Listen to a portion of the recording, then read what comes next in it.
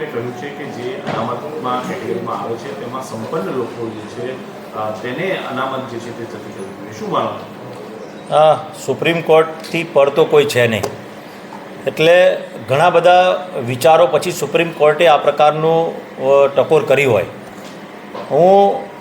Personally જો વિચારું તો સ્વાભાવિક છે કે સુખી સમૃદ્ધ લોકો જેને ઓબીસીની જરૂર નથી, એટલે ઓબીસીના લાભની જરૂર નથી, એવા લોકોએ ઓબીસીનો લાભ ભલે લેતા હોય, પરંતુ અમુક જગ્યાએ જ્યાં જરૂરિયાત ના હોય એવી જગ્યાએ કદાચ આપણે એને જતો કરીએ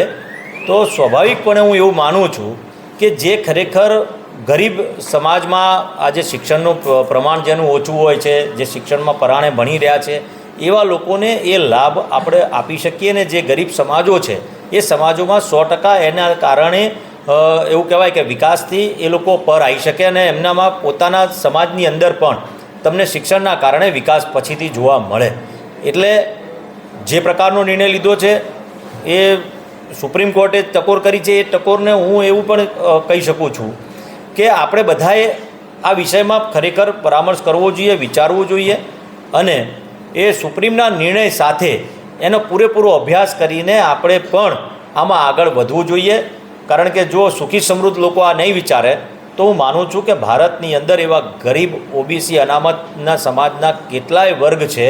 જે વર્ગ આજે પણ તેની તે પરિસ્થિતિની અંદર છે, તો એનો વિકાસ ક્યારે પણ થઈ શકે નહીં.